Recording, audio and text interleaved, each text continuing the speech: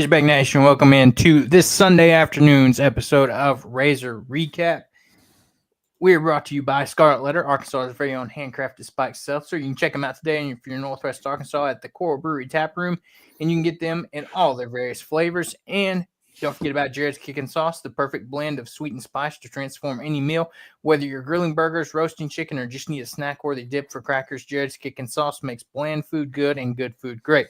Don't settle for ordinary and kick it up a notch with Jared's Kickin' Sauce, your go-to sauce for every occasion.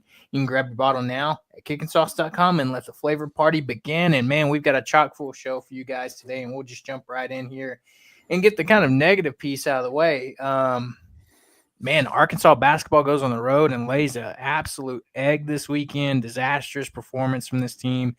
Drops them back down into the last four in per Joe Lenardi's bracketology that he puts out daily after games and whatnot. But Arkansas loses 72-53, and that score doesn't tell the whole story. This game was just disastrous from the start for the Hogs, and historic lows in this one for Arkansas. But man, this one was tough to watch. Yeah, Arkansas couldn't buy a bucket. That's basically what it was. They missed from up close. They missed from deep. They just missed. They had three buckets in the first half, and I don't know. It's probably one of the ugliest halves of basketball I've ever seen. Especially offensively. I mean, on defense, they weren't horrible. They held them to 32 points, which isn't bad, but at the same time, man, I don't know how you escape that game without a loss, going 14 points in the first half. It was basically over by halftime, and it's just rough. Probably the worst. The last thing I saw, the worst half of basketball since the 1980s. So probably the worst in SEC, Arkansas's SEC history. So yeah, it was not fun to watch. I really thought about turning the channel, but I was like, you know what? I can't do that. I got a job to do. I got to do it. But it really got me close to being like, you know what? I don't even care. Just put on something else. This team has had me almost in that track they reeled me back in, and then they did this again right after they reeled me back in. I was at work until one Saturday, and I texted my dad about noon. I said, "Hey, turn the game on. I'm gonna watch the second half when I get home." And then I checked the score, and I was texting him back and said, "Turn that crap off." I'm like, that was just like. It was bad. I don't really have many words for it. There's nothing to really say positively about that game. Yeah, I mean, I think it was very evident that, at least part of it anyway, you could probably attribute to this team didn't have their legs under them after, that win against Texas midweek, having to rely on 7 guys due to the Thero injury. And then you go into overtime. And then you're expected to go on the road, just a few days later, play at noon an earlier game. And I think that's part of it. And you can't rule it up to all of it, but I think that's a large portion. This team was just gassed from the get-go after a hard-fought game in the midweek. I mean, you even saw the true freshman Jaden Carluetta get 2 minutes of action in this game, probably because some guys needed a break. But yeah, it's something that especially Cal said in the post game. You just got to burn this tape and get back to it. But what's to say that going forward games are going to be very similar to this, because you're not going to have Thero. We haven't really got an update on him necessarily from Cal and the basketball program since he went out to LA for somebody tweeted and said they think that it's a torn meniscus. I saw that. I think it was some feedback from or some reporting from Kevin McPherson that's in Razorback Nation. But I hate to take anything until I hear anything officially from the university, and we may not get that.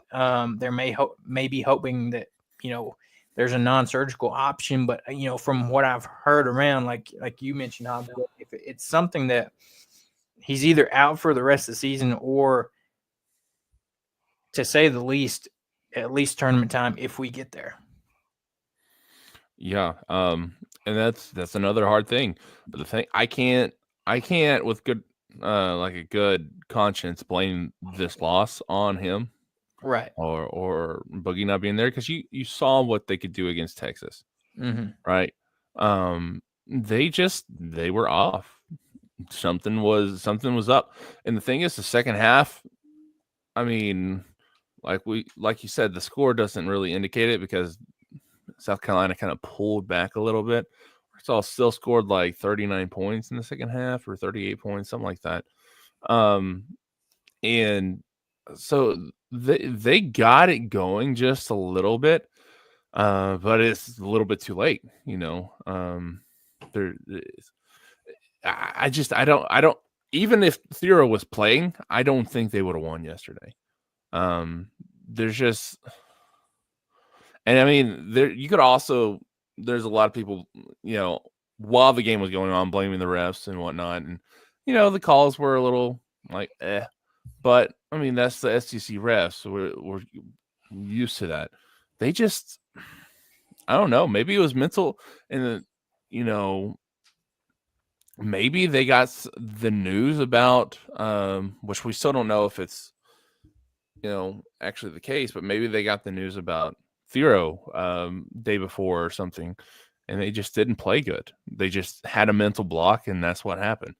I'm hoping that they can get it fixed before they go to Nashville in the midweek, but man, I don't know. Talking about going to Nashville, and what's up with the 9 o'clock tip-off? I mean, what? Story of Arkansas season with these late tips midweek. Like, why do we get designated to play the late games? Like, I don't know. It's crazy to me, but I'll try to stay up. I doubt it. Yeah, I mean, now with this loss on Saturday, these final two games, they become that much more important. And if you're Coach Cal, these final two games are going to be key if you're hoping to make the tournament. But if that's, you know, if you're looking at the case of you might not have Thero, like, yeah, it'd be great to make the tournament, but I feel like you're not going to have a ton of success. And I also, on the other flip side of that, after Saturday, do you try to get a guy like Jaden Carly-Retta or Melo Sanchez where they're capable enough to give you some minutes? Because, you know, we've seen you play hard in a midweek game, and then that weekend's game, you struggle. Maybe it's because you're off a little bit, but you know these guys had to be gassed. So do you kind of get those guys up to speed as possible to where they can at least come in and give your guys some breaks, whether it be 5-6 minutes? You know, we saw 2 from Jaden on Saturday, but you know, running the 7-man rotation now, like, I feel like something's going to happen, or you're just going to run into the same thing over and over again with these final 2 games. And that's what worries me about even trying to even make some noise in the SEC tournament. You ain't got a roster that can play every night and have, go 3-4 nights deep. And I think it's going to require 5 nights to win the whole thing if you wanted to do that. But yeah, unfortunately the roster size has bit Cal in the butt, because now we're at the point where we got two big time players hurt, and we're down to seven people. And you mentioned those 2 names to play. I don't even know who those kids are. But I mean, I just don't know how to gel right now. Yeah. Yeah, obviously. I mean, if Arkansas, the reason why Arkansas is having a horrible season this year is because of the roster size. Let's just get down to it. They didn't have enough people to, 1, scrimmage at the beginning of the season, and 2, they didn't have enough to, figure out a roster. They had to make people work in a roster, if that makes any sense. They did. usually you have options. You can be like, well, this lineup works better with this lineup works better with this team, yada, yada, yada. This, you didn't have that. You had the same 3 guards, and you had pretty much Thero and then Ivisic. And then it took forever for Brazil and Adu to even start coming on. So, yeah, obviously, being down your 2 best players is not going to do anything for you. These guys are talented by themselves to win a couple games in the tournament, probably. They could probably have an upset win, but the tiredness, or this what's it called, stamina of these kids versus like the mental side of knowing that you only have 7 guys. That's what's going to affect them going forward. That's what's going to affect them when they go to Nashville. It's whenever they play Mississippi State, and going forward. So if they can get past that mental thing, maybe they might have a game or so in the tournament. But the season to me is done. Like there's nothing else really to fight for. But you can't think of that as a player. I'm thinking of that as a fan. But I mean, think about it. There's nothing. Like there's no way they can go more than a couple games in the tournament, and if so, then like, what's the point of even watching? Almost. And this is me being emotional and mad about what's going on and stuff. But man, I can't help but feel that way. Yeah, I mean, you look at it, it's tough because it's like, we got that big win against Missouri, and you're like, okay, well, maybe it's just a quick, no big deal thing for Thero. You don't see him, against Texas. You're okay. Oh, maybe they're giving him a break, rest him. You don't see him yesterday. This loss happens, and then there's, like we mentioned, those potential things going around about him being done for the season. And to Austin's point, it's like, if you're running off 7 guys now, you don't want to look at it that way, but it's like, what can you expect to do? It's almost to the point of like, even Cal said, he said, it's not like I can make any trades. Like, they've got what they can work with. And like Hobbs said, you got guys on the team that probably most of Razorback Nation is not going to know who they are because you haven't seen them at all this season. They've been guys that Cal's brought on to be, quote unquote, kind of like those practice squad guys that scrimmages, the main guys that are going to be playing time. But now you're kind of having having your hand forced to, do you play those guys even though they may not be able to contribute anything just to give your 7 guys rest, but at what expense? I mean, you jump in and look at the box score real quick, how we talked about it Wednesday, how you saw all your starters double digits, or on Thursday, all your starters scoring double digits, and everybody contributing. Take a 360, and that's what you're looking at with this box score. You had Carter Knox, your leading scorer, with 11 points in this game, going 2 of 6 from the field, 1 of 3 from deep, 6 of 6 from the free throw line, has 5 assists, a turnover, and 2 steals in 35 minutes of play. And then Jonas Adu, coming off the bench, gives you a double-double, scores 10 points, 3 of 8 from the field, 0 of 1 from 3, 4 of 6 from the line, gives you 10 rebounds, an assist, and 2 steals in 26 minutes. So, yeah, Adu's looking like he's playing a little bit better, but, I mean, a little too late for that. And then, DJ Wagner, 8 points, Nelly Davis, 7, Big Z, 6. Big Z did not have another great game. This was just one of those games where if it could go wrong, it did go wrong.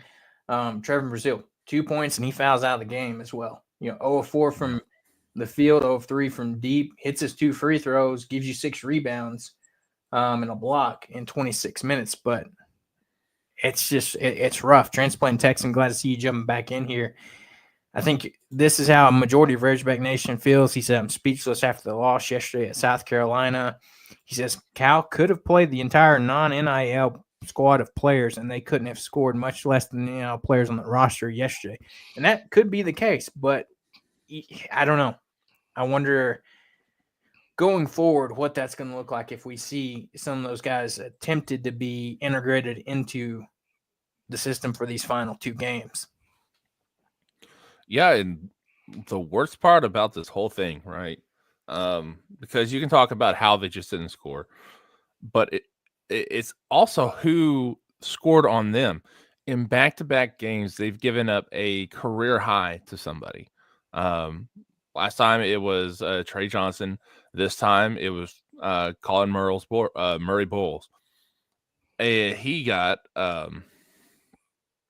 35 points in this game. And if you're looking at the box score, there's only 2 people who beat Arkansas yesterday. That's Nick Pringle and Murray Boyles, because they had 35 and 18 points respectively. And I don't know how even with the team that they had yesterday with the roster, how you could let those guys just go off like that. I mean, he went 12 for 16, and then Pringle went 7 for 11. 11 to 12 from the free throw line. Like they could not miss. All the makes that Arkansas were allowed to this game were stolen by South Carolina or something, because that's an insane stat line. And as much as they did, as well as they did in the first half defensively, they just let go of the rope in the second half. They give up 40 points. Here's the thing: in the second half, there were three guys who scored points for South Carolina. Pringle, Murray Boyles, and Butler. That's it. 3 guys scored. And they got 40 points. Or not. Yeah, 40 points in the second half. That's just ridiculous. I can talk about how I said it last time that this is probably the best coaching job that Calipari's done, ever with what he has. Yesterday was not that. I think he got destroyed by I don't even know the South Carolina's coach's name. Yeah, I mean, well, you can coach your tail off all you want, but if your players can't make a shot, that's no. I'm talking about on defense. Yeah, like they destroyed Arkansas's defense, and Murray Boyles and Pringle did whatever they want. And that has to do with coaching. Yeah, it does. And our best defensive presence, unfortunately, may not be out there again this season. But yeah, 7 players, that's going to be our downfall the rest of the year. It's the scoring droughts that this team goes on is really bad. I've said it all year. It's a big problem for this team. Not finding ways to score when you can't hit a shot. It's just it's really rough right now. And like I said, they reeled me back in with that Missouri win. They beat Texas in overtime. I was all hyped. I was like, I'm going to watch this South Carolina game before the baseball game. And I didn't even get a chance to be excited by the time I got home, and the score was already out of hand. It's rough. Yeah. The name you're looking for there, Austin, is Lamont Paris. He's a guy that he's in year 2 with South Carolina. Came over to replace Frank Martin in last year, and the 2023-24 season was named SEC Coach of the Year after he led South Carolina to a 13-5 conference record, along with a 26-7 overall record and an NCAA tournament berth. And they're looking to be, this year, they're the dead last team in the conference, and you go in. It's like the announcers on TV were talking about. If you were just watch this game and didn't have any backstory on these teams, you'd think it's the reverse. You'd think Arkansas is the dead last team, nothing to play for, and they're out here. But Arkansas had everything to play for, and that's pretty much the opposite. South Carolina, they're not going to make the tournament. They're just trying to, get as many wins in what's left of their season. And unfortunately, Arkansas, was a victim of that, and they played a lot of close games this season. It's not that they're not a bad team. It's just they haven't seemed to get over that hump this year, which Arkansas struggled with in the first half of the season. But yeah, it's Calipari's had to deal with some very bad hands this year, if you want to use that metaphor of, the cards he's dealt, having very bad hands. And he's realized the roster construction for this year is not the way to go. He's already addressed next year. It's going to be much different, a lot more depth pieces. But yeah, like Transplant Texan says here in the comments, fatigue can account for 14 points in the first half alone. Nelly Davis and Z didn't score until under the 6 minutes left in the game, not the half, the entire game. So yeah, you had guys not on their game as well, just couldn't hit a shot. We saw kind of a rewind of the Nelly Davis we saw the first half of the season where, he would come in, struggled, gives you 7 points in the day, and then Big Z, is the Big Z that we kind of saw at the beginning of SEC play where he was really a non-factor, comes in 6 points, hits a 3, but couldn't really find a groove in this game. And, Transplant Texas, I watched the entire game and I will watch the remaining games, but Saturday was a punch in the gut to Hog fans. Fan attendance and energy may take a big hit for the final home game. I agree. I mean, because especially if we hear something this week about Thero, I mean, a lot of fans are going to, quote unquote, throw in the towel and say, well, if Thero's out, then, to the point of, what's the point? This team, we might make the tournament. We might make a play-in game, but you win maybe one game, maybe two, if you're lucky. But if you're having to play back-to-back days or, with a day of rest in between, we saw this game with 3 days of rest in between, and they come out and lay an egg. So I don't know. It's going to be interesting to see how this season finishes. 2 big games. They're going to Nashville midweek, like Hobbs alluded to, a 9 o'clock tip-off, which is insane. And then you finish up at home against Mississippi State on Saturday the 8th.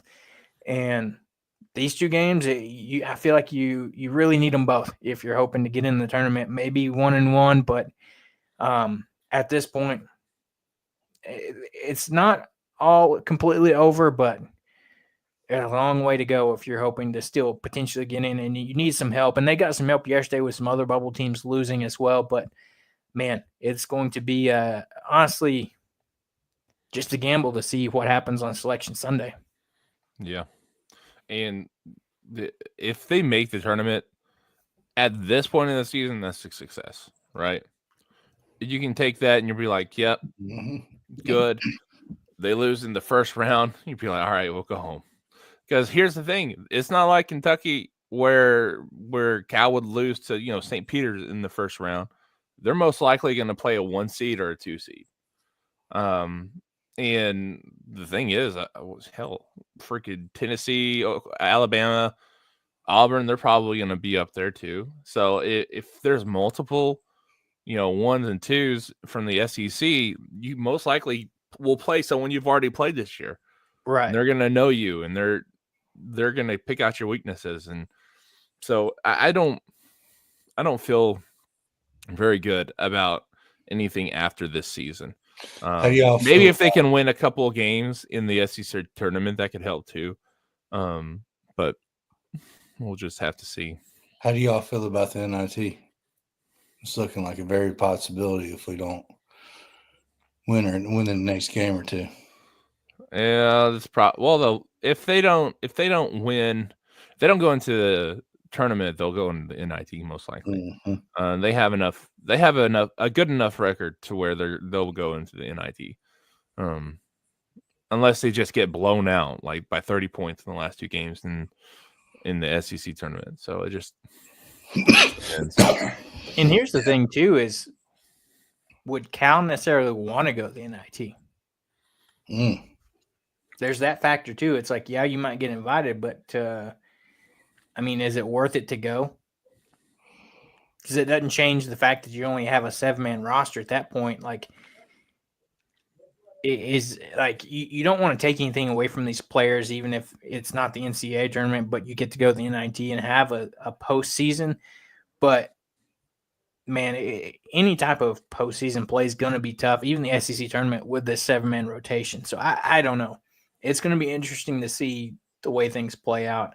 And Like Transplant Texan said, I'm once bitten twice by the highly touted players and substantial NIL packages. And he also follows it up with that the Nate Ament guy that has me cautious. If Cal does get him, he announced Arkansas was in his final 5 of schools. Will he pan out at Arkansas?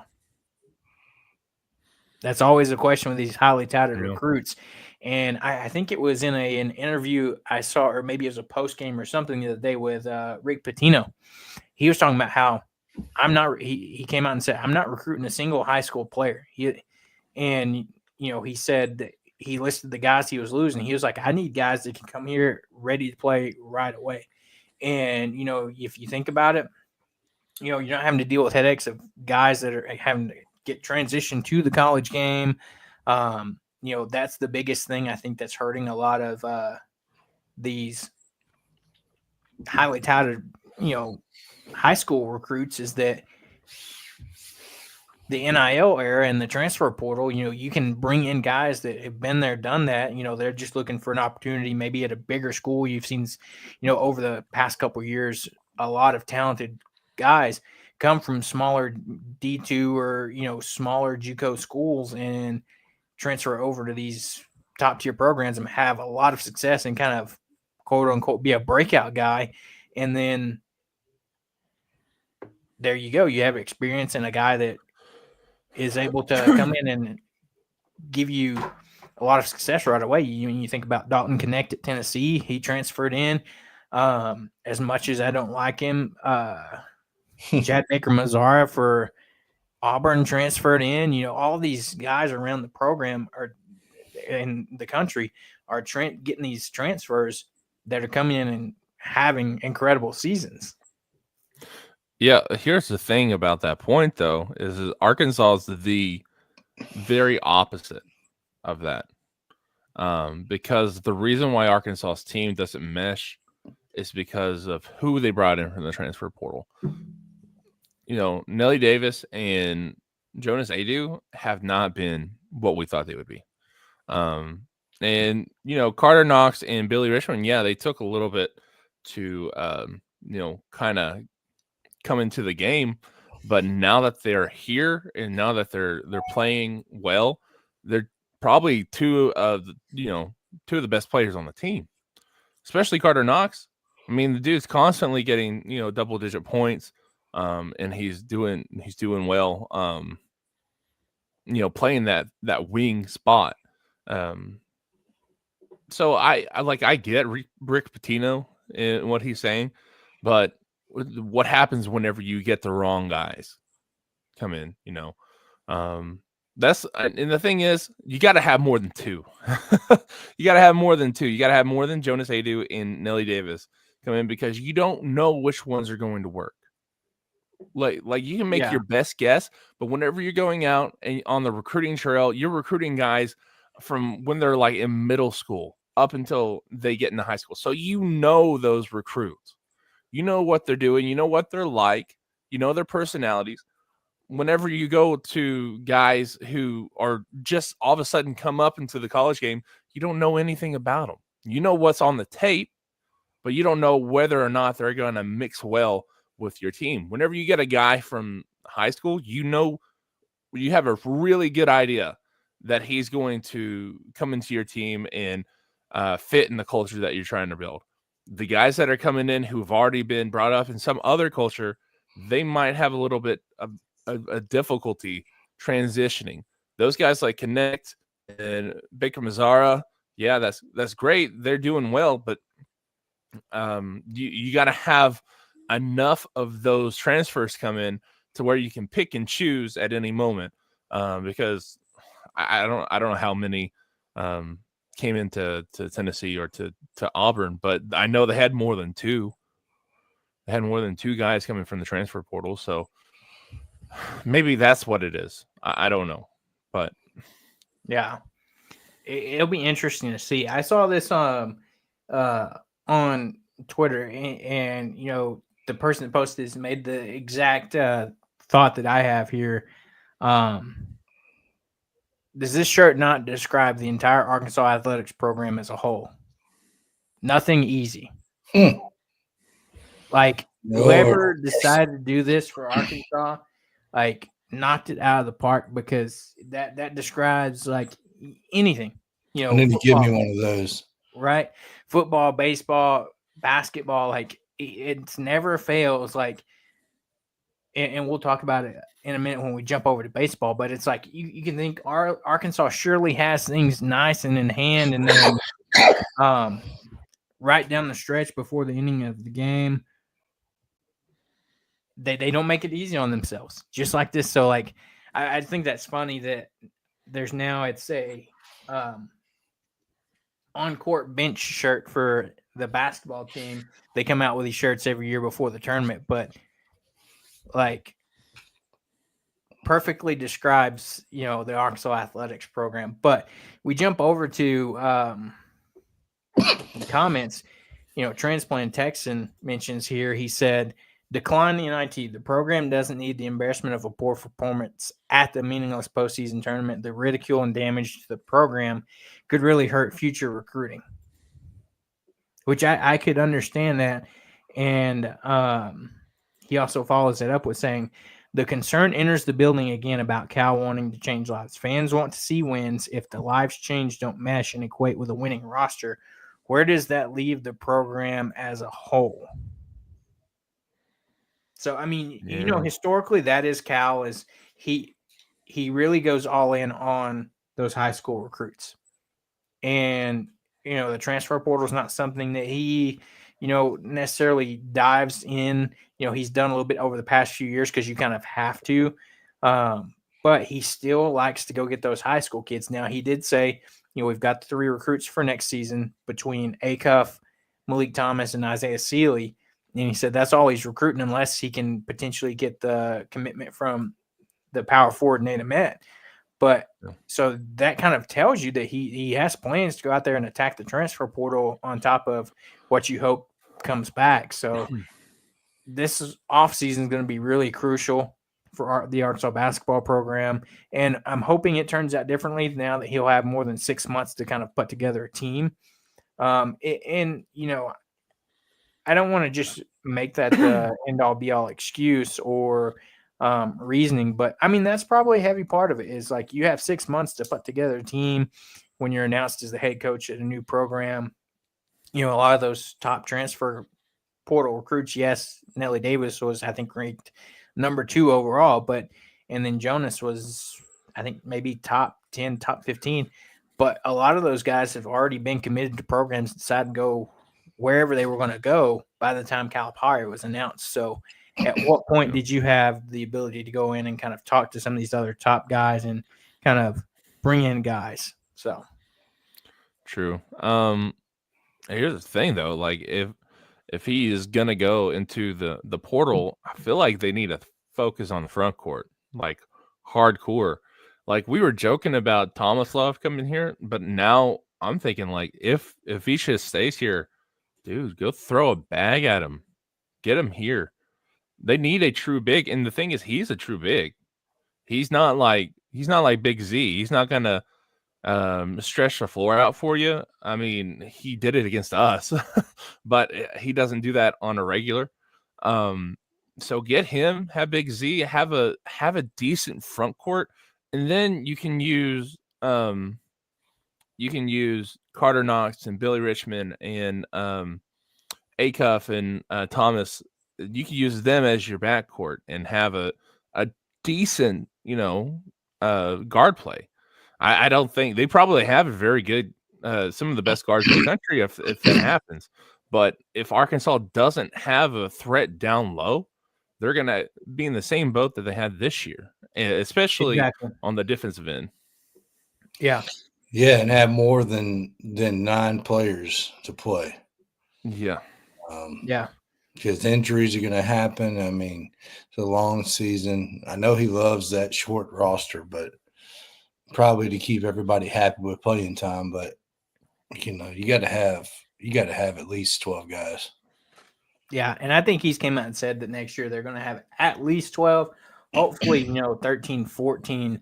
I mean, You kind of have to, like you said, because injuries are unavoidable. They're going to happen. We saw that this year. Boogie went down.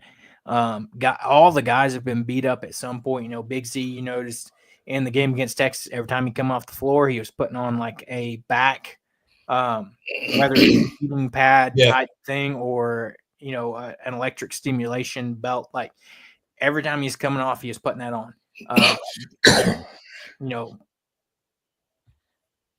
Jonas Adu been dealing with injuries all year. And so guys have been beaten, banged up, and that's going to happen. So, hopefully that's what Cal does. Transplant Texas says, don't get me wrong, I want to see this basketball team succeed. If I didn't, I wouldn't watch games and consume Razorback content. I'll leave the fair weather fandom to the corporate types and not showing up. I agree. Now, go ahead. Well,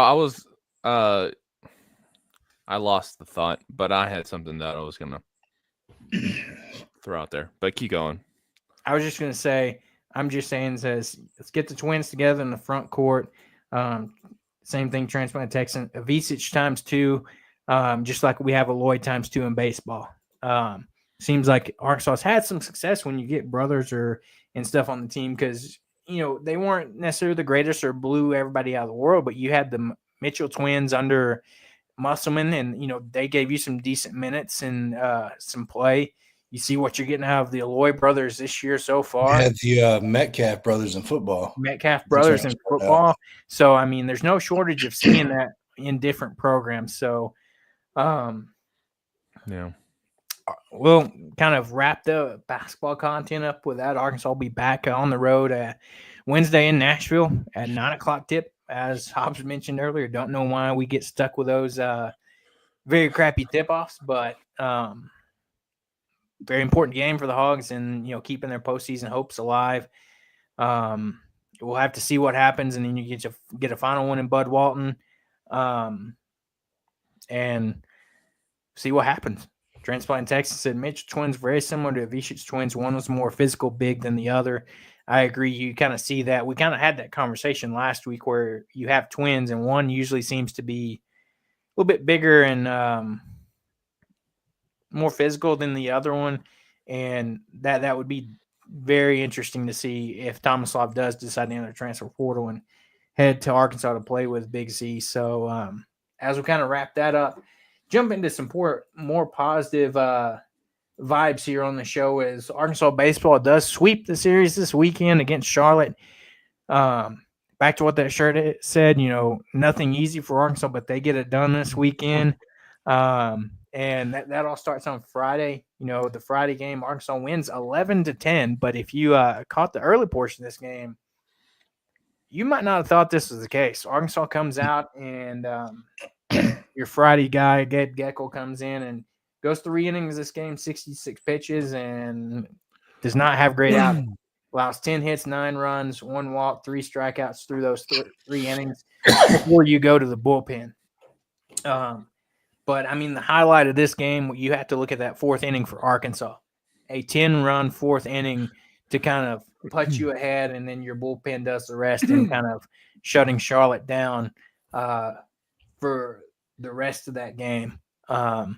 So, with that talking about that, this is kind of another not great outing from Geckel. What's your thoughts on, him so far this season, Hobbs? And you think it's something that, Matt Hobbs and Dave can work with him to kind of get out of maybe whatever funk this is and be the guy that we kind of know he will be and we saw in that first series against Washington State?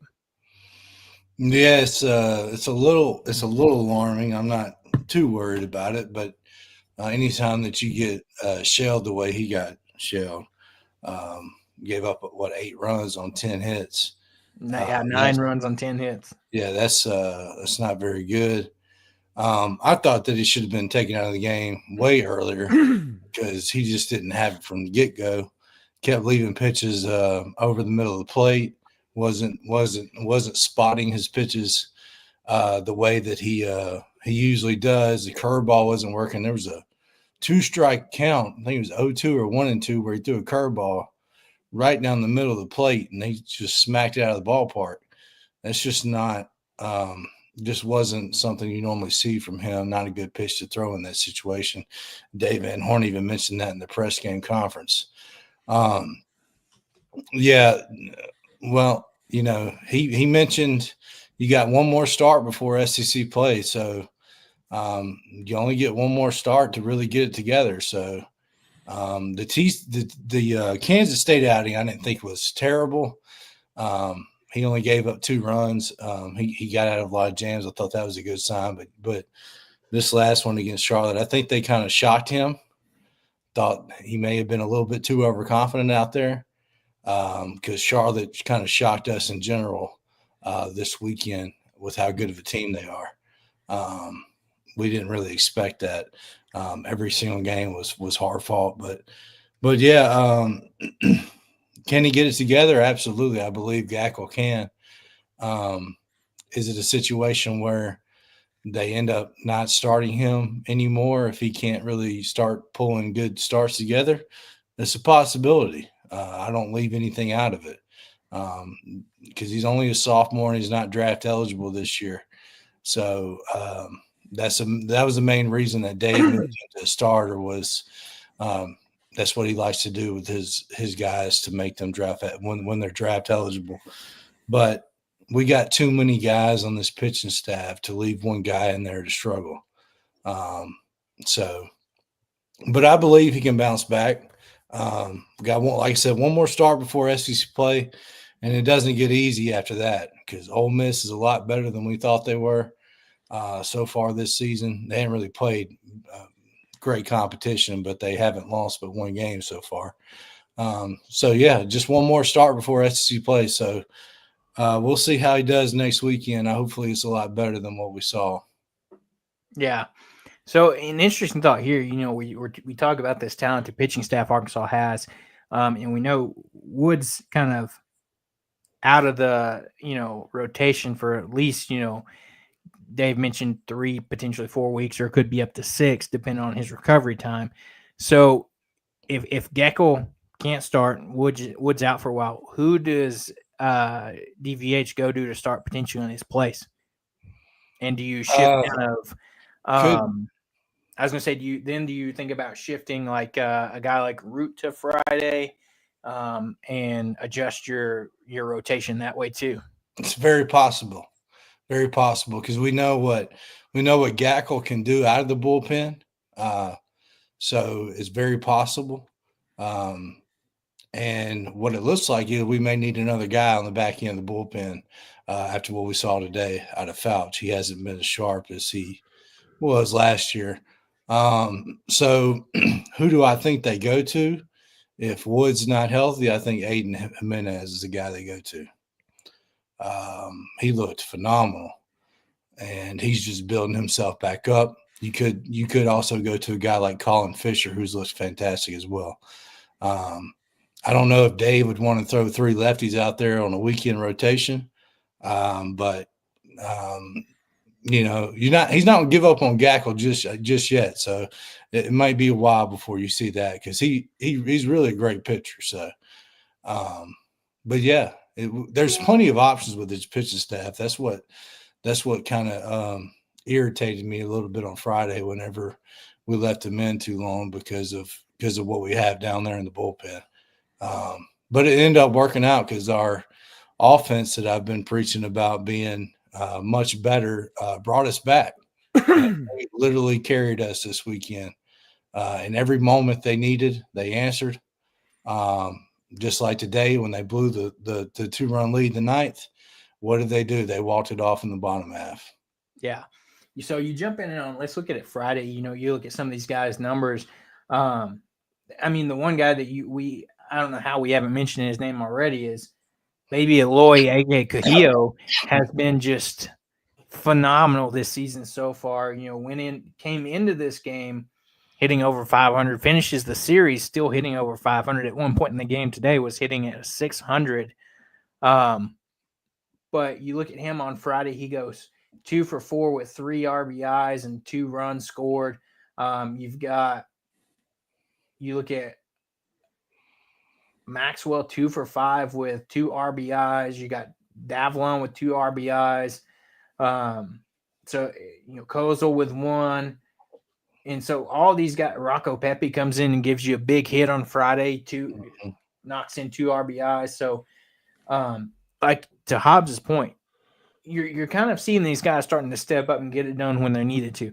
If you've seen the clip, the baseball social media posted on Friday after the game, Dave was like, great job, guys. I expected, us to come in and put up a few runs, get us back in this game. But he was like, never did I expect a 10-run inning, and it seemed like it just kept going. And, these guys really stepped it up in that moment whenever you're down big, your pitching staff struggled, at least your starter anyway. And, man, they just came out and got the job done on Friday, especially in that 4th inning. Again, that was the big 10-run inning. And these guys were just lighting it up on, those Charlotte pitchers. Yeah, and the thing is, you right now on the season, you got 5 guys who are consistently in the lineup hitting over 300, and then you have like Justin Thomas is just a hair under 300. He has a on base percentage of 486, which is 4th on the team. Like they have guys that are getting on base and they've got a crap ton of total bases. So they're getting steals. They're doing everything that you told us they were going to do when the season first started. They're playing the small ball. They're also hitting for power too. They're doing everything. And like you said, they carried the team this weekend. 10 runs, 8 runs, and then today with a little bit. It was more like a defensive game, but still 4 runs, and then they had the walk-off. So, man, it's completely different from what it was last year. And Cahillo is one of the big reasons for it. I mean, the dude, he swings and he just doesn't miss. I don't know. I haven't been a big watcher of Arkansas baseball until I started writing. So for me, he's probably the best hitter I've seen at Arkansas. And that's just because I didn't watch Keston Heerset. I didn't watch him a whole lot. So I don't know, dude. He's good, especially how he wasn't really touted coming into the season either. He was more like, oh, it's Aloy's brother. We're not going to think of much about it. And now he's the best hitter on the team. So yeah, that's pretty insane to me. Yeah, it's like Transplant Texas here says Cahillo is a hitter you like to see as a DH. So far, he's a give me for a hit or a home run when he steps up to the plate. And yeah, I mean, it's like I think that's the same mindset a lot of Arkansas fans had, coming in the season. Oh, it's like, we brought him over. He DH'd for BYU last year, but he's Aloy's brother, so it'd be cool to have them play together. And then he steps up and through the first 3 weeks of the season has been outperforming Big Bro for by a lot. Yeah, he's that's not because he's not doing bad either. Right? Yeah. But he was doing fine. It's just he was insane. Yeah, he's on fire. This has been the best start of any player I've ever seen. And you can tell by the numbers he's putting up. What's he got, like 4 home runs, 16, 17 RBIs, hitting almost 600, was hitting 600 at one point today. He's huge. And, this lineup, the way it's rolling right now, with Maxwell getting going like he's capable of, it just makes him even Aloy even more deadly because you've got Davalon at leadoff. He's an on base machine just like Thomas. Then you have the Wahiva Aloy, who's playing really good this year so far, although he's had some tough at bats, swinging at some pitches he shouldn't, but that's just who he is. Maxwell had a phenomenal weekend. I think he had almost about the same type of weekend Aloy had. I don't have the numbers in front of me, but he was on fire this weekend.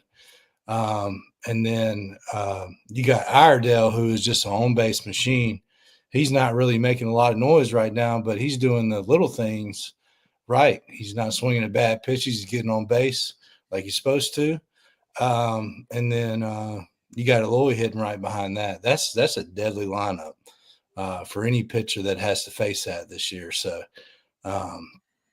if we can keep that bottom half of the lineup with Souza, who that's the one positive thing about blowing that ninth inning lead was you got to see Souza actually get a hit in the ninth inning that started the rally to walk it off. So, and then Helfer's not doing great. He's not doing bad either. I think he's had some good at bats. He's getting on base. Love to see him dropping bunts now for hits too. And then who's the other part of that lineup? The first base situation, Kozel's phenomenal. He's hitting over 300. Just a great hitter. And then Pepe's had a couple of good games here lately. So hopefully we can start seeing a little bit of his power because that kid can hit a ball to the moon at any point in time. Yeah, he has 8 RBIs on 4 hits. I mean, yeah, he's only batting 200, but he has the 4th most RBIs on the team right now. So just think about if he gets going like he can, because he's come up a lot of times with the bases loaded because you got Iredale, Eloy, Maxwell hitting before him. If he can get a hold of one, hit a grand slam or whatever, I mean, those RBI numbers can just skyrocket later in the season. And I think with how good Eloy has been, he's taken some playing time away from Diggs. We only saw Diggs once this weekend. He did get a hit in the game he played in, but I mentioned that before in the preseason that Diggs' playing time wasn't a guaranteed because of how loaded this outfield was, and you're seeing it firsthand. Yeah. If you jump over and look at it real quick, I pulled it up. Cahillo on the season, he's 15 of 27 at the plate, 15 hits, 27 appearances at bats, 5 doubles, 4 home runs, has knocked in 16 RBIs, walked 6 times, only struck out 6 times. Is hitting .556 after today and has an on-base percentage of .636. I'm glad you said that about the strikeouts. You know, he's only struck out twice this year, and his numbers don't really jump off the page at you, and you're like, wow, he's really the leadoff hitter. Charles Davalon. He's a solid leadoff hitter for a guy that doesn't strike out. So I know he's only hitting like 260 or whatever, but another impressive guy. But yeah, I just wanted to mention that when you said which a lot of our team doesn't strike out a lot, which is very good. This is a solid lineup. I'm very excited about it. Yeah. Yeah, it's just Helfrich and Souza that aren't those doing two. well. Yeah, and then you look at Maxwell's numbers on the season. Well, you look at what he's done this weekend. On the season, he's only hitting 269, but from his performance this weekend has been very, very impressive. A key into this weekend's victories. And we'll go ahead and jump over to game 2. Arkansas won that first one 11-10 in that rally. Game 2, Arkansas wins it.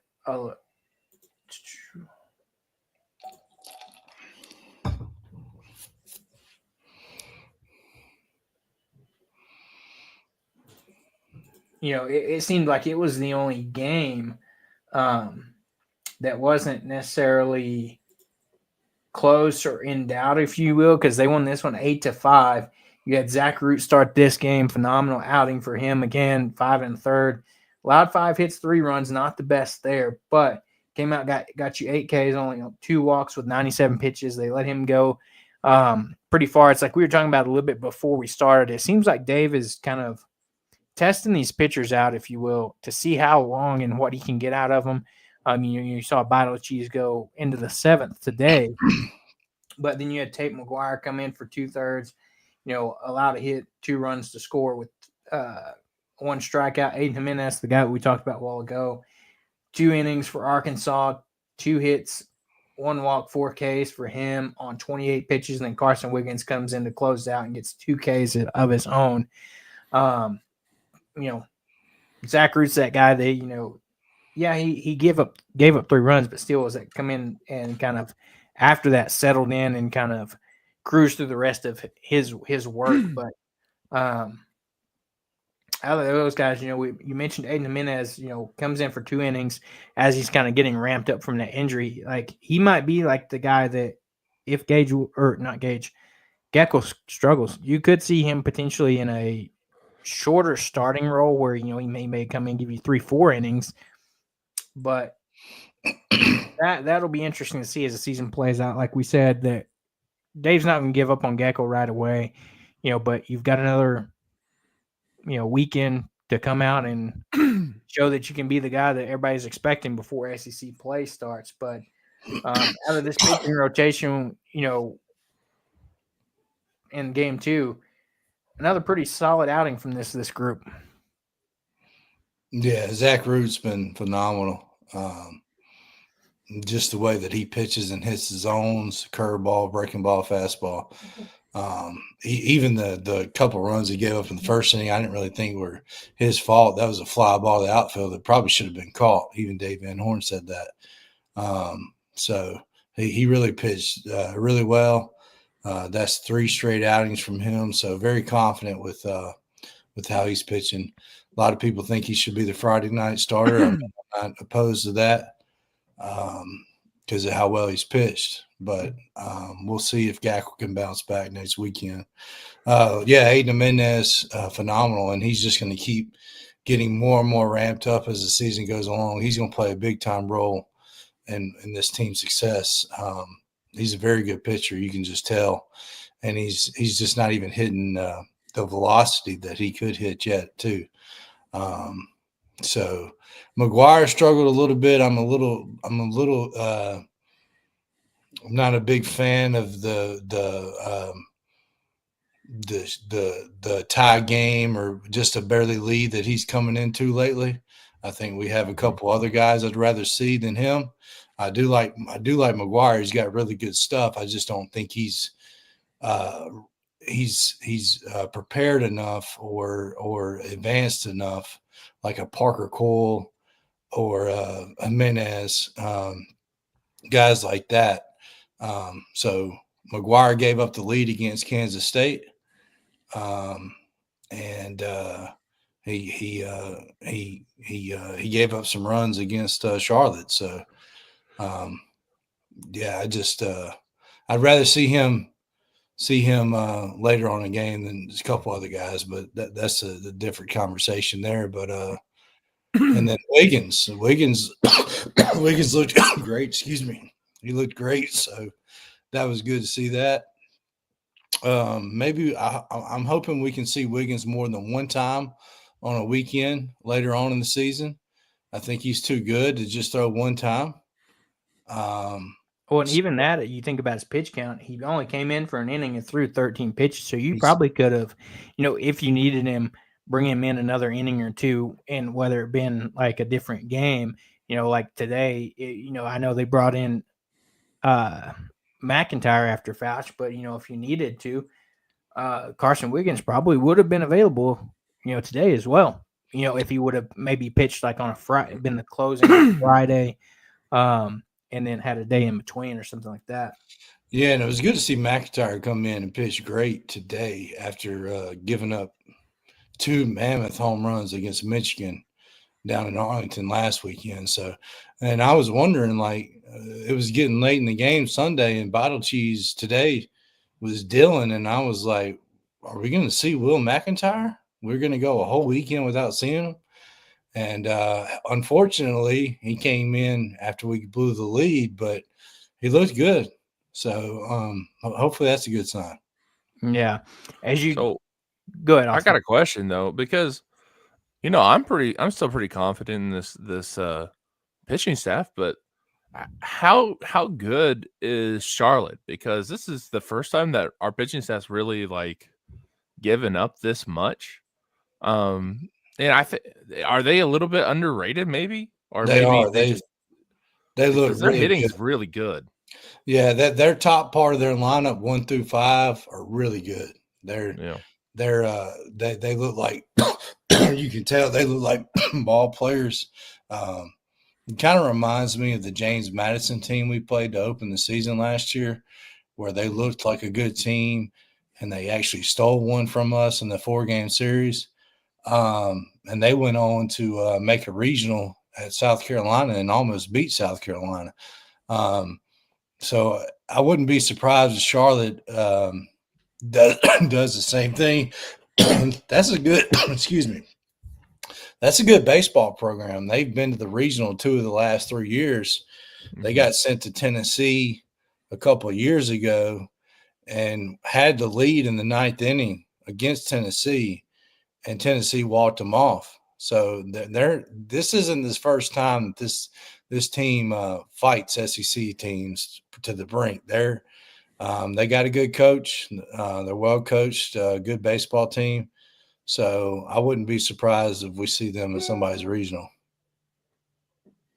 Yeah, I was about to say, you look at them. I just quickly looked at it last year, like you mentioned. They went 24-34 last year, and got the opportunity to play in the AAC conference championships, where they played a few games there. But yeah, this team, these smaller ball clubs, you think of some that are higher rated than maybe like a Charlotte, but you can't overlook these guys, because you think about the small programs that have really good baseball programs. You think Dallas Baptist is a small school that always has a good program. UC Santa Barbara, Campbell here recently. These Southern small Miss just won 2 of 3 at TCU. Right. And so, you can't count these small squads out at all. And I think that's what you're seeing here. Is it's not that Arkansas isn't performing; it's that these smaller squads are better. Are coming and showing up and are a little bit better than maybe what people just would assume they are. I think they're probably just a good pitching staff away from being a top 25 team. We're being honest. They're older too. And they don't have a bad.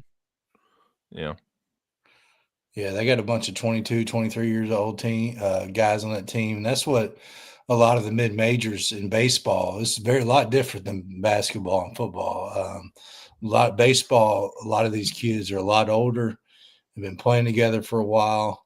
Some of these mid-major teams, and you're going to see it when we come to postseason play, are going to upset some folks in regionals. So you're not going to want to see those teams in your regional. I promise you. Yeah, it's kind of like Southern Miss for us last year, or Southern Missouri for us last year. Yeah, Southeastern Missouri. Yeah, SEMO. Mm-hmm. Yeah, but as you jump into the offensive numbers from Saturday's game, it was another game where Iredale had a good game on Saturday. He goes 2 of 3 from the plate, scores 2 runs, knocks in an RBI. You have Keo Aloy doing his thing, 2 for 3 at the plate, scores 2 runs, knocks in 3 RBIs. Logan Maxwell, 1 for 4, knocks in 2 RBIs and has scores a run himself. Vahiva, 1 of 4, but scores a run. Davlon, 1 of 5, but scores a run.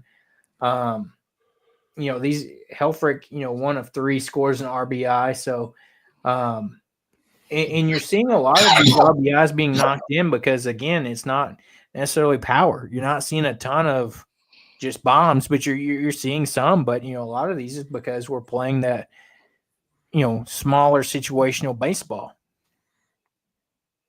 Yeah, they're hitting the gaps. They're getting singles. They're getting doubles. I mean, that whole entire 4th inning.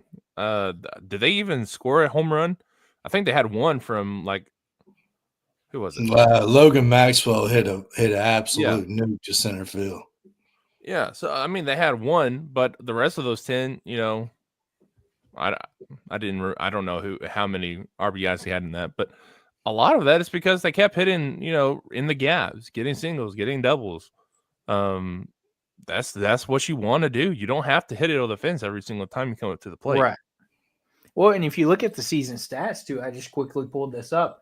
On the season, Arkansas has 106 hits, 28 being doubles, 14 home runs, 1 triple, and 77 RBIs. Yeah, it's pretty good. Another thing about our hitting, the first 2 games of this series, the wind was blowing out.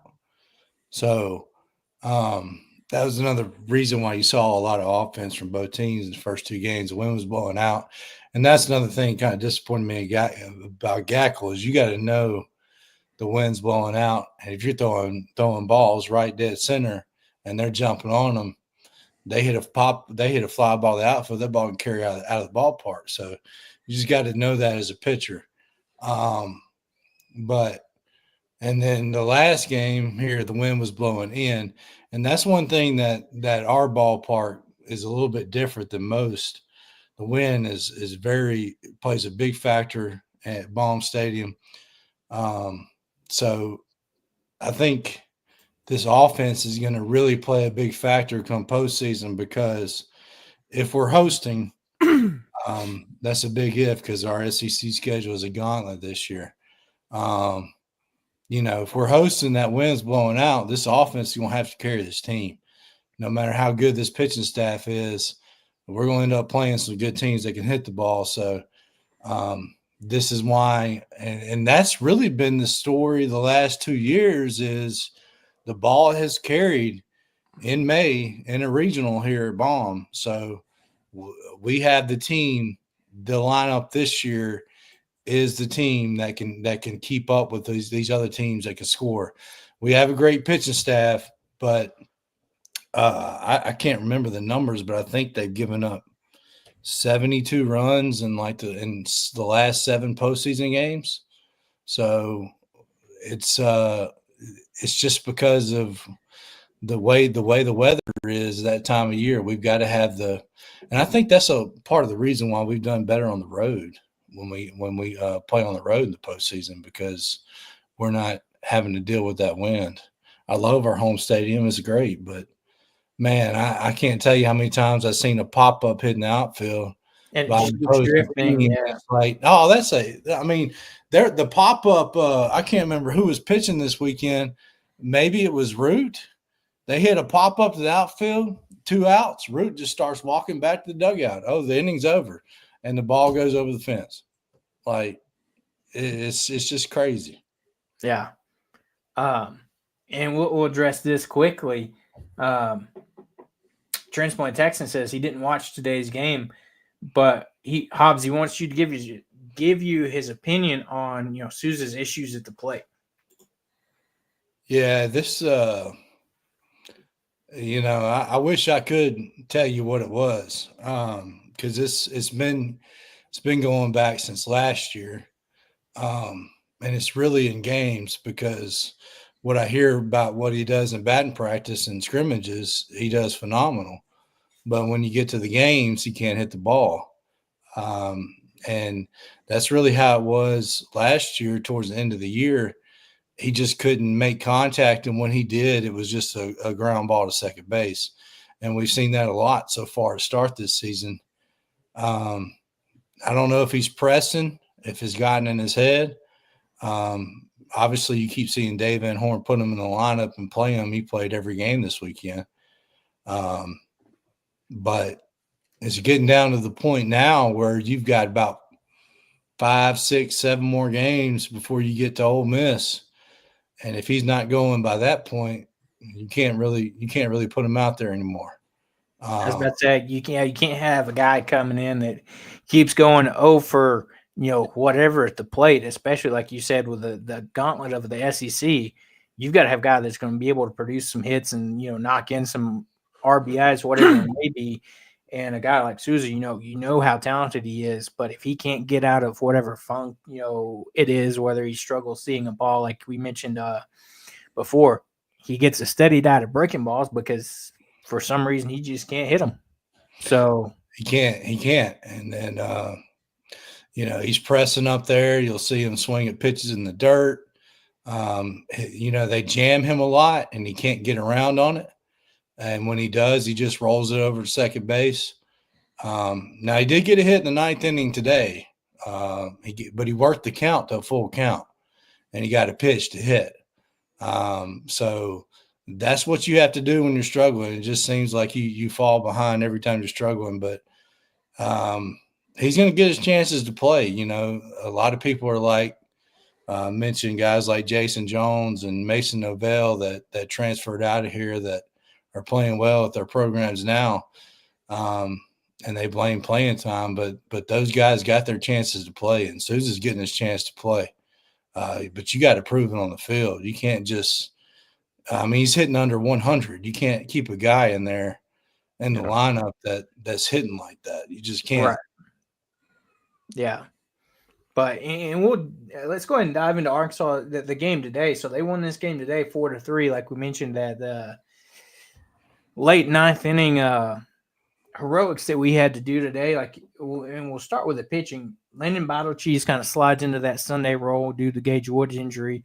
And for his second start here after, he started opening weekend in that 4-game series, saw him out of the pen down in Arlington. Well, he gets his opportunity to start here and just absolutely has an incredible performance. Dave lets him go 6 1/3 in this one. And that 7th inning does give up that home run. But, if you look at the rest of his day, only allowed 4 hits, 1 walk, 7 Ks on the day, 92 pitches. Phenomenal performance out of him. And then you have Parker Coyle. And, he's a guy that got a lot of attention in the offseason, talking about he really made some strides in development, has some nasty stuff. Well, you saw that today. He came in an inning and 2/3, 4 Ks on 17 pitches. And then once he came in and replaced Bottle Cheese, man, it was nothing but lights out in, the rest of the 7th inning and then that 8th inning. Just crazy. I guess we lost Austin due to some internet, but the immaculate inning, that's what he had. You saw him come out, have 9 pitches and get, back to back Ks. Just incredible stuff today. Yeah, man. Parker Coyle, man. Let me tell you something. I just when you his pitch that he's got this year, that sweeping curveball or slider or whatever he calls it, is deadly. That thing is nasty. And those hitters for Charlotte in that inning could not swing the bat because I don't know if they could see it or what, or they're just like, I don't even know what that pitch is. But it reminds me of how Kevin Kopps went from a decent pitcher to just an elite pitcher. I'm not saying he's Kevin Kopps or he's about to do what Kevin Kopps did, but he looks like he's that Matt Hobbs type of pitcher this year that he always takes from a decent pitcher to out of nowhere. He just becomes an elite pitcher. And that's what Parker Coyle has done this year. And his draft stock is rising and rising. And I do love seeing him come out of the pen twice. He's come out of the pen twice, 3 straight weekends now. And I think even, that's, excuse me, 3 straight weekends. He's come out of the pen twice, but I'd love to see him finish a game. I would have loved to see him finish that game. It was too close for my comfort, but he went with Fouch, which Fouch hasn't earned that opportunity to get that call in that moment. He's got a couple of saves this year and how well he pitched last year, but Fouch has struggled a little bit with his command early in this season. So his ERA is at 4.15 early this year, and he had a 0.81 this last year. So hopefully Fouch can get a little bit of that going because he throws too much gas for not to be that way. But Parker Coyle is just great. And you talked about Bottle Cheese, another fantastic start. If it wasn't for the Gage Wood starting against Michigan, Bottle Cheese, if we didn't have the problem we have with all these pitchers, Bottle Cheese would have never left the starting rotation. But right, Wood's injuries allowed him back in it. So yeah, it's he's great. He's just think about those 3 transfers that we've brought in the pitching staff between Root, Vital Cheese, and Jimenez. We nailed it on all 3 of them. Yeah, because you look at it, Zach Root stays at ECU. He's their Friday night guy this year. Yep. Look at Aiden Jimenez. He stays at Oregon State. He's probably a Probably Friday, in the Saturday rotation. guy. Yeah. And then, Odyssey's, he stays at Ohio State. He's probably a starter still there. Yep. And so you bring in guys that are clearly going to be starters somewhere else, but they want to come play for Arkansas. And it's just it's insane. And back to Parker Coyle. I mean, he is a guy that his first 2 seasons here really struggled. Anytime he came in, it seemed like he just had bad experiences. And then A lot of bad luck. Yep. a lot of bad luck. And then it seems this year, like you said, it's the Matt Hobbs experience that, we get to see year in and year out, whether it be, years ago with Kevin Kopps, last year seeing Hagen Smith make that jump from, kind of a do-it-all the year before to a just massive ace last year. And then now you're seeing the development of Parker Coyle. If he keeps up performances like this, not saying that we still won't use Fouch, but he might be a guy that, he keeps putting up performances like he has on the season. You might see him in bigger moments as the season goes on. If he can continue to, perform like he has so far when we've seen him. And on the flip side, looking at Christian Fouch, you think, you see on, he came in on the game on earlier this weekend. The big thing they were talking about is it seems this year he's has at least so far had a tendency to hit guys more this year. Yeah, he's trying to throw that cutter inside, and it's kind of drifting a little bit too far away from him, and it's hitting guys. So he's just got to get that down. He's very capable of being a dominant pitcher, but I don't know. I won't say he's not comfortable in the closer role, but we just got to find. We got too many good pitchers to not bring in the right guys. What I'm trying to say. You don't want to. You hate to see guys come in when you have another guy available that could probably close it down. So, yeah, but it's going to be interesting to see. I don't know how it's going to pan out. We got a lot of different options back there on the back end of the bullpen. Yeah, for that's so true. Transplant Texas says, as a new Hogs baseball fan, not just postseason, I appreciate Hobbs' commentary. I don't know his baseball resume, but he seems to be a calm among the social media hysteria surrounding the baseball program. And Transplant Texas, as a new Hogs baseball fan, this is a yearly occurrence with Hogs baseball as everybody freaks out when we don't have things going right off the bat early in the season. Then we kind of hit some stride in SEC play, and everybody's feeling pretty good. In the past couple seasons, it's been the postseason woes for this Arkansas team. But, you got to take it with how it comes. You're as good as we are. We've had some great seasons. You just can't win them all. You can't. Yeah, everybody's on edge because of the last 2 postseasons haven't turned out well. We've lost in our own regional. So everybody is just on edge. I mean, anytime we lose a game and the offense doesn't score a bunch of runs, it's fire the hitting coach out loud by at least 25% of the fan base. Yeah, I don't have you in my ear. I mean, but yeah, it's and it's understandable. But I just want to cautious. I know Transplant, you're new to this, but we've been very successful in midweek games as a program the last 7 years. That's why we've been able to win 40 straight games 7 years in a row. But I just want to cautious everybody, if we do lose a midweek game or 2, it's not the end of the world. And midweek games, honestly, in the grand scheme of things, do not matter at all when it comes down to the big picture because, prime example, Florida last year had a regular season record right at 500, and they lost about every midweek game possible.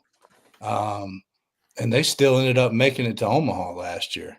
So in the grand scheme of things, midweek games don't matter. They're really for younger pitchers to get some playing time and young guys to play. So I'm not saying we're going to try to lose midweek games, and another thing is when we get down to the SEC play and we're having to play Tennessee and LSU and Vanderbilt and Florida back to back weekends, we may drop a series or two out of that, and it's not going to be the end of the world again. What's going to matter to this fan base is what we do in the regional at the end of the day. Mm-hmm. So that's when it all boils down to it. That's what's going to really matter. Because at the end of the day, Dave Van Horn, he's going to get his regular season. He's going to have great season. I think the big thing is like there's that itch to get in the postseason and then make a run. Like, because Dave's years are numbered, and not saying it's going to be anytime soon, but he's getting up there, and he's been here for 23 years. 23 years. So he really wants to bring that championship to Fayetteville for the machine that he's turned this program into. It's that's like almost the missing puzzle piece, if you will. To kind of. Well, and I also mentioned this too is it's the missing puzzle piece, but when you really look at it deep down, he had a championship. He really did, and we just couldn't catch the ball. So, unfortunately, we don't have a championship in the history books, but he did enough to get this team a championship. Hopefully, we can run into another one, and a lot of it boils down to: are you hot at the right time of the year? Because Eloy's going to cool off at some point this year, but if he can be doing this at that in May, oh boy, yeah, everybody better watch out. But yeah, it's all about who's hot. Another part of it about who you match up against. That plays a big factor in it.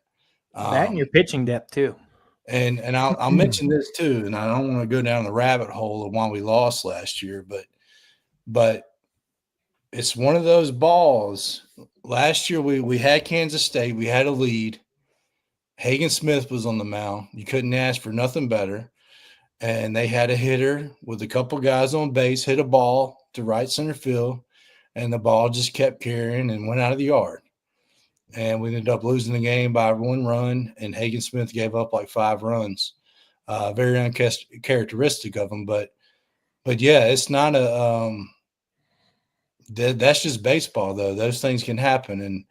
And we've been in the benefit too of those type of games too in the postseason, which a lot of people have forgotten about because of the last 2 years. And another thing is the last 2 times that Arkansas lost in their own regional and didn't make it to a super regional, they went to the last time they lost in 2 straight regionals, they went to the College World Series the next year. So if history tells us anything, we might be all right. Yeah, history tends to repeat itself, and all these patterns and stuff. You love where it's headed for Arkansas, but as we kind of wrap up the talk on this weekend's game, 4-3 victory today, like we talked about. Great performances by Battle Cheese and Parker Coyle. Christian Fouch struggles a little bit today, comes in, doesn't even make it through a full inning, gives up 2 runs. Arkansas was up 3-1 at this point. He gives up those 2 runs, tied ball game. You kind of pull him. It's not his day. Will McIntyre, like Hobbs said earlier, are we going to go through a weekend without seeing Will McIntyre? Wasn't the case. He comes in, kind of has a good close for you, which was much needed for him. He comes in, final inning, comes in, gets the big strikeout, causes a couple, flyouts, gets the job done, gets it back to where it's a tied ball game. Arkansas comes in, really works the count, plays that ball, that situational small baseball. You load the bases. Helfrich has a fantastic bunt to kind of load up there. You see Souza get a hit finally, make it on base, draws a count. He's actually, was the scoring run that won the game for Arkansas. But another great day from the plate from several of these guys. Kahil Aloy, 2 for 4 with an RBI. You had Logan Maxwell, the guy that kind of won it for Arkansas, hit the ball, put it in play, that scored Souza. He went 3 of 5 on the day with an RBI. Vahiva 1 for 5 on the day, scoring a run. Justin Thomas 1 for 3, 1 of 1 for Cozell that pinch hit. You saw Souza did pinch hit. Gabe Frazier got the start today at second, went 1 for 3 himself. Just another great day. Carson Boyles, you saw him get a start today, go 1 for 2. So you saw a lot of guys get some action today that doesn't normally play, and I think that's what you see. And like Hobbs mentioned, you see those in the midweek games early in the season. Like if you've already got the series locked up, like if we would have dropped Friday's game or yesterday's game, you probably see a little bit different lineup today. But since you kind of had the series already clinched, you saw Dave give some of these younger guys an opportunity to get that on-field experience. And, Arkansas still was able to, battle back and with the ninth inning theatrics get the win. Yeah. So, Carson Bowles hit a double down the left field line. He looks good. I'm not a big fan of his defense. Every time I saw him get the ball, he would short hop a ball. So I don't know what's going on with his arm there, but it doesn't look very, very good for a left fielder out there. But good to see his bat. His bat looks really good. He had 2 hits the last time he started, and then he had a double down the line this last game. But yeah, Maxwell in that 3-hole is just a hitter, man. He's big time. And then, excuse me, he got that walk-off hit on a lefty. So, yeah, it's big time. Now, we had the bases loaded in the 9th inning, and then Aloy, he got a little too happy, which what he tends to do, and try to do too much with one swing, where all you really need to do is just hit the ball to the outfield. And you saw he threw his bat at one pitch at one point in the game, and then that at bat in the 9th inning, he kind of went after a slider outside that he shouldn't have swung at, and lined out to third base. And then Maxwell came up, and luckily Maxwell was able to get the job done. But that's just what you got to live with Aloy. He's very capable of hitting a grand slam at that spot too. But that's one thing that I have appreciated about his brother is he waits for his pitch. And if he sees a pitch, first pitch, he don't mess around. Like that ball that he hit, was it today that they called? They told him he didn't get in the box in time and called it a strike. And then they threw a pitch to him and he ripped it in the outfield for a double or something. I think that was today. Yeah, I think so. Yeah. Yeah. So, with that victory today, clinching and sweeping the series, Arkansas moves to 10-1 on the season. They'll be back in action in a midweek 2-game series this week against ULM on Tuesday, Wednesday. Both those games getting started first pitch at 3 o'clock. And then you have Portland coming to town for this weekend for the last non-conference series before you head to Ole Miss the following weekend to open up conference play. And then you'll have a midweek between the Portland series and Ole Miss against UCA here at 6 o'clock on a Tuesday. So got another weekend, weekend to figure out some things before you head to conference play. One of those things is going to be looking at Gabe Geckel, kind of securing who's going to start where in this lineup. It's seemed to be a little bit of musical chairs with some of those outfield spots, and rightfully so with how well Keogh has been performing. It's like, you throw him in that DH role, and that kind of throws some things off because you've got the opportunity of Maxwell in right, Diggs in right. You saw Maxwell play some left this series. You got the first base Pepe or Cozell. You got Souza potentially in Cozell. So, there's a few more things to figure out before you get to conference play. But, you got to. Yeah, and I'm interested to see who pitches those 2 midweek games. I know we'll probably see Bobby on Tuesday. He's pretty much probably locked in that midweek role. And I think if I had to guess, which I'm not Dave Van Horn, I'll make these decisions, but if I had to guess, since we didn't see him this past weekend, we'll see Cole Gibler start on Wednesday. I would love to see that, and I hope we do see it because this kid's for real, and we need to see him more. But my guess was going to be potentially Colin Fisher. That's a potential too, but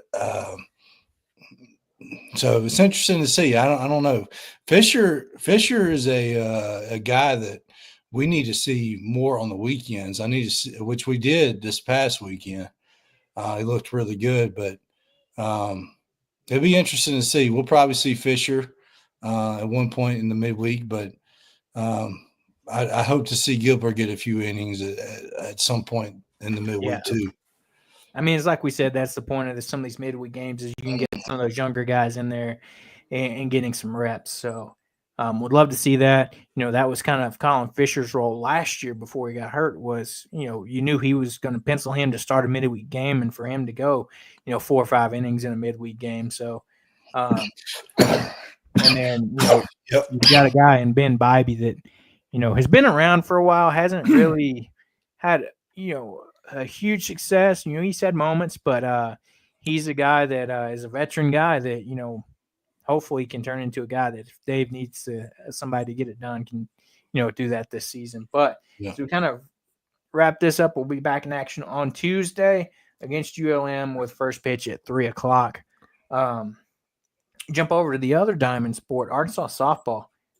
Man, these girls are just playing out of their minds right now. They are on the season sitting at 19-1 on the season with that one loss coming to a highly ranked UCLA team. And they had the Whoopig Classic this weekend where they played Iowa twice, Illinois twice, and Missouri State. Will run through these games real quickly. On Friday, first game of the Whoopig Classic, they take on Iowa, win 9-0 in a run rule game. This is something we're getting accustomed to with this team is all these run rules. You had Robin Herring get the start in the circle here, 5 innings, 1 hit, 6 strikeouts for her, and sitting with a .37 ERA on the offensive side of things. You had Reagan Johnson go 1 for 2 with 3 runs scored. Kelly Wyckoff 2 for 2 with 3 runs scored and 2 RBIs. Courtney Day 1 for 2 with 2 RBIs. Talia Rijo 2 RBIs. Bree Ellis, 2 runs scored. She got walked a lot this weekend. The social media team took a great opportunity there where they capitalized on talking about her being walked, and she subtweeted that and said, man, I should have been wearing my Apple Watch to get in all those steps from all the times that she got walked. So, Good. Friday, game 1, Arkansas run rules. Iowa gets the victory there. Game 2, they beat Illinois 12-4, where Reese Berlin gets the call in the circle here. 4 innings for her, last 3 hits, 4 runs, gets 10 Ks. And Peyton Burnham, final 2 innings here is still a run rule game, but in 6 innings here, 4 Ks for her. On the offensive side of things, Bree Ellis 1 for 1 with 3 runs scored and 3 RBIs. This team just continues to rake. Courtney Day 2 for 4 with 2 RBIs or 2 runs and 6 RBIs in this game. Reagan Kramer 1 for 3 with a run scored. You had Carly Davidson 2 for 3 with a run and an RBI. These girls continue to just absolutely dominate, and hopefully this carries over into SEC play as they're getting ready to get that started up. As you jump into Saturday's game, they played Iowa again, and this time run rule 12-0 in 5 innings. You saw Cam Harrison get the start here, go 4 innings, 1 hit, 4 walks, 3 strikeouts for her. Lexi King 1 inning, 1 strikeout for her.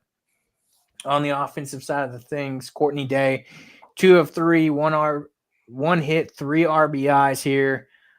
Angel checking here says, what up, Texan? Glad to have you joining in, Angel.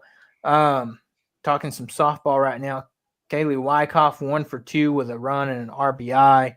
Man, this team, it just seems like we've talked about it before, and it seems like it's just the same. We have to say the same things, but it's, when they keep doing it, it's hard not to. But there's no breaks in this lineup for anybody. I mean, you even get down towards the bottom of the order, you have Kennedy Miller, your catcher, going 2 for 3 with 2 RBIs and a run, and then your second baseman, Carly Davidson, go 2 for 2 with a run and 2 RBIs. Like, this team, there's no weakness down this lineup, it feels like. Yeah. And I just can't wait till they get into SEC play, and we'll, go from there. And then hopefully they can really, push Texas and Oklahoma to get that top spot. Yeah, Courtney Deifel, she's really making a push.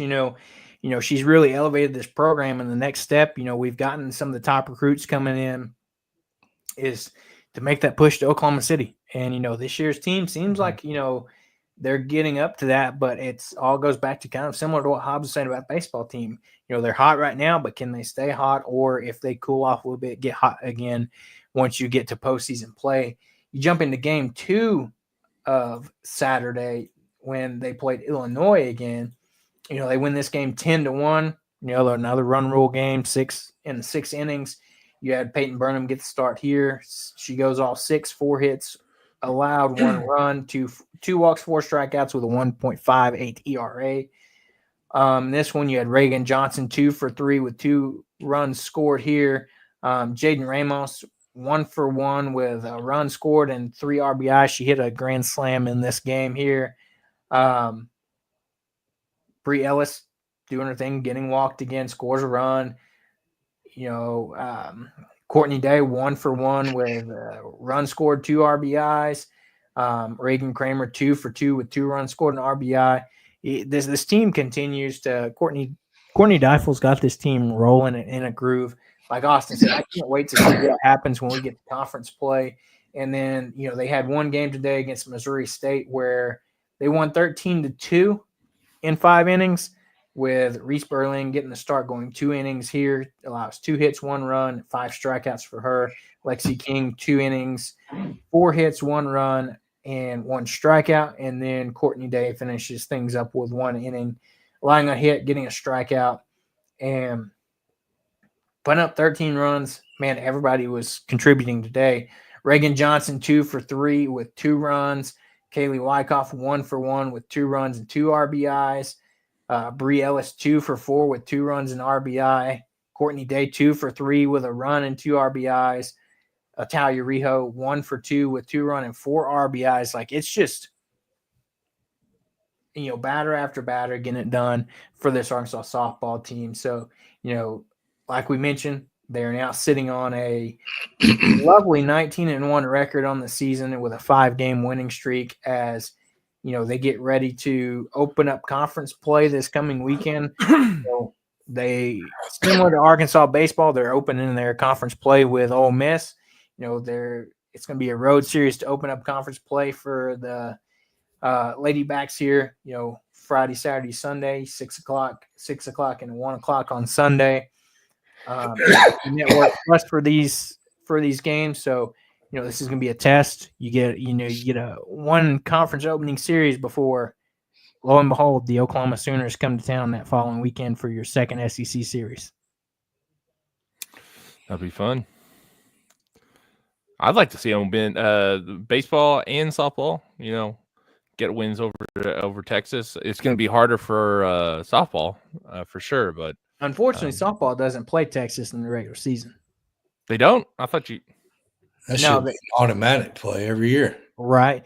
So the softball is their conference opponents regular season is Ole Miss on the road, Oklahoma at home, at Tennessee, Kentucky at home, at Florida, and South Carolina at home. And then they finish the season with Texas A&M on the road and LSU at home before SEC tournament. Yeah, that's dumb.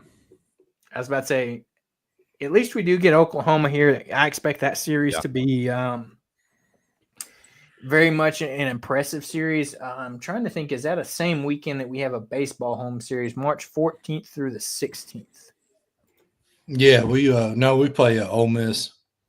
Yeah, that's the Ole Miss road game. So if you're in Fayetteville in town, you might have to get you some softball action in here because that's going to be, I feel like, a rocking series because we all know what Oklahoma's done. Didn't they announce the spring game for football? Yes, spring game will be April 19th. 19th sounds right. That's the weekend I'm there for Texas A&M. Hey, there you go. Hey, might just have to catch the spring game too. Because we don't play. Well, we play them Saturday at 4. I think but they may move that back if the spring game, or they may have the spring game right before. I don't know. Let's see. Key date spring game. The red-white game will be a part of an eventful Saturday on the Hill with softball hosting Colorado State at 10:30. Baseball team playing A&M at 4. The red-white game will be at 1 p.m. Wow. So go watch the spring game and then head over to baseball. That's crazy. Yeah. Man, you just picked a great weekend to come into Texas. Yeah, that's insane.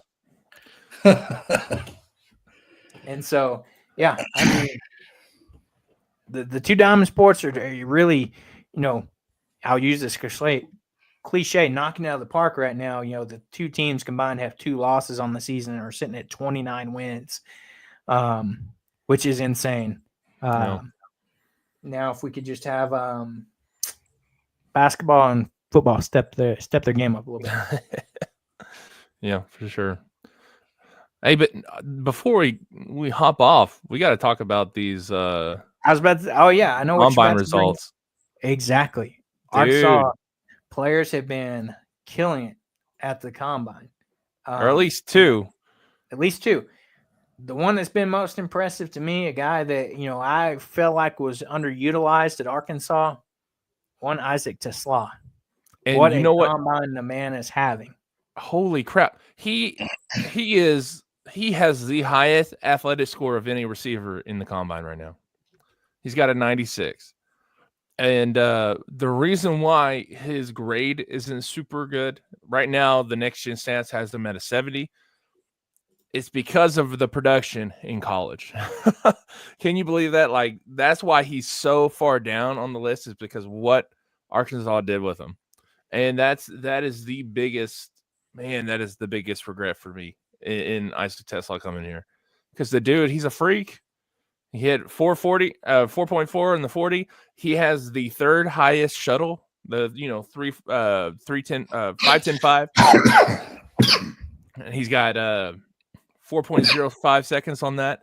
The only 2 guys that beat him are little bitty defensive backs. He has, for Arkansas, he has the 2nd highest vertical. He's tied with Landon Jackson with the highest broad jump. I mean, the dude was a freak. He got 17 reps on bench, and that's like I was gonna say, you look at it, he scored an unofficial 9.96 RAS score out of 10, which is the relative athletic score. This is ranked number 16 out of 3,400 wide receivers from 1987 to 2025. He ranked 16th. He's a freak, and Arkansas couldn't do anything with him. And it sucks because he was behind Andrew Armstrong, who he just had a better connection with Taylor Green, I feel. Yeah. Because I don't want to get on a soap opera and might make this 2 hours long, but people were complaining about how Tesla just couldn't get open. He couldn't do this. He couldn't do that. He got open all the time. There was many times that he didn't see. Yeah. Go back, watch the tape, watch some stuff. You'll see him wide open and he just doesn't get thrown to. So, we underutilized him a lot. I was about to say, somebody in the league is about to get a steal because he might not. He's probably not going to be drafted very high, even though he's knocked it out of the park in this combine. Some team's going to take a shot on a guy. I feel like a good comp, or a similar comp for him would be a Puka Nacua type of guy. He wasn't drafted super early. Thinking about that. Wasn't drafted super early. I want to say he was like a 5th or 6th round pick, and he's the new number one receiver for the Rams. So, a guy like Tesla, he's got the speed, got the size, got the athleticism, clearly. Who knows? I'll be interested to see who gives him an opportunity, gives him a shot. His composite size grade on that RAS is elite. It quite literally says elite. So his composite explosion rate, elite, and his composite speed grade is great. So I'm happy for the guy. I hate that he was underutilized here. Like Transplant Texan says, the inability of the Hog offense, whether it's Taylor Green's arm or Reed's or Petrino's scheme, to utilize Tesla is a crime. I agree 100%. And I'm excited to see what he's going to do. Okay. So the comp for me is probably, it isn't a great comp, but I'm talking about athletic ability. It's probably DK Metcalf. Look at DK Metcalf's stats. Much faster. He got a 4.3 in the 40, but he got 40.5 in the vertical, 11.2 broad jump, and then in the shuttle he was slower. He had a 4.5 in the shuttle, while Tesla had a 4.05. So just a hair longer than 4 seconds. Bench press much stronger, 27 reps. But have a freak athlete like that on your team and then not doing anything with them, that's a crime. Exactly. It's like Transplant Texas said, you hate to see that this year. Because not only that, the catch, he's a human fly trap. The catch radius is insane. Man.